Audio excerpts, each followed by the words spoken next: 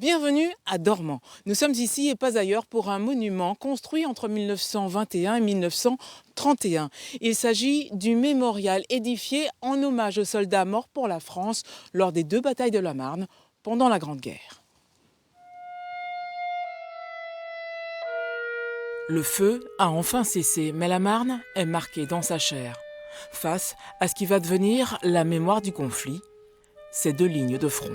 La première bataille de la Marne a duré, on peut dire que c'était une bataille éclair puisqu'elle n'a duré que 4 jours, où les forces allemandes ont essayé de passer la rivière Marne. C'était une sorte de barrage contre eux, ils n'ont pas réussi. Ensuite, la deuxième bataille de la Marne, là, qui s'est déroulée en juillet 1918, qui a duré un peu plus longtemps, qui a duré 6 jours, où les forces allemandes ont essayé de passer le pont, la rivière Marne. Ils n'ont pas réussi. Et durant ces 2 batailles de la Marne, vous avez 120 000 hommes qui ont perdu la vie. Cette guerre n'a été qu'une boucherie. Rien qu'en France, 600 000 soldats ont péri sur les champs de bataille.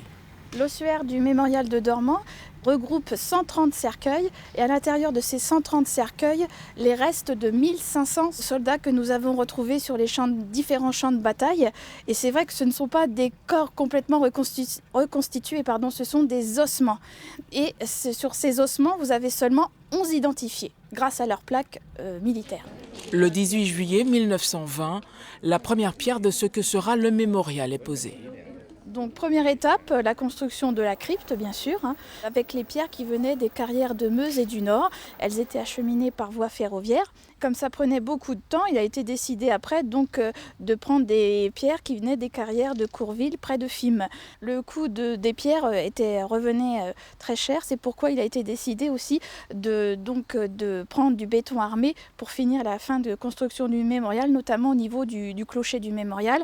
Mais elles ont été recouvertes ensuite par des pierres taillées un peu plus fines.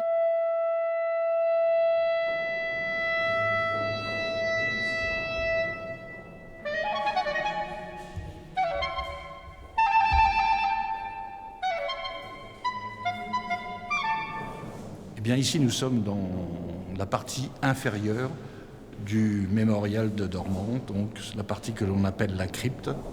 Ici, 1037 noms sont à jamais gravés dans la pierre.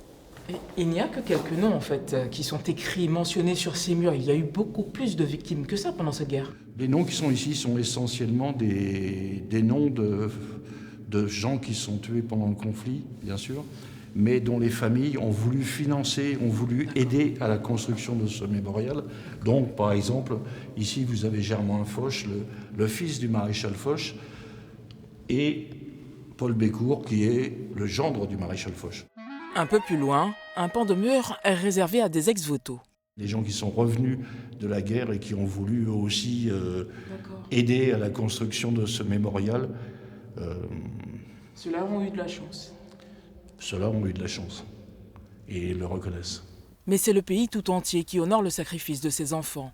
La guerre a décimé des familles entières, tout comme cette division de l'armée américaine. Cette division américaine a été créée pour le conflit de 14-18 et elle est arrivée directement sur le secteur de Dormans.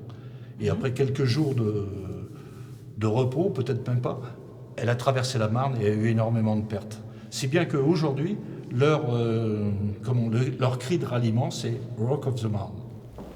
La chapelle supérieure, plus lumineuse, est, elle, dédiée à la victoire et à la résurrection. La duchesse d'Estissac, qui avait perdu un certain nombre de parents, se rapprochait du maréchal Foch régulièrement pour la construction d'un mémorial, de quelque chose de commémoratif pour la Marne. Le maréchal Foch a accepté l'idée, a choisi Dormans, et en parallèle, il y a eu la constitution d'une fondation pour lever des fonds. Et qui étaient les personnes chargées de lever les fonds? C'était le clergé. Et Monseigneur Luçon, qui était cardinal de Reims, et Monseigneur Tissier, évêque de Châlons-sur-Marne. Si la France se rappelle qu'à maintes reprises, elle a été envahie, elle n'oublie pas non plus qu'elle s'en est toujours sortie. Elle s'était d'ailleurs promis que 14-18 serait la dernière. C'est important que les descendants de ces initiateurs fassent encore partie de l'aventure.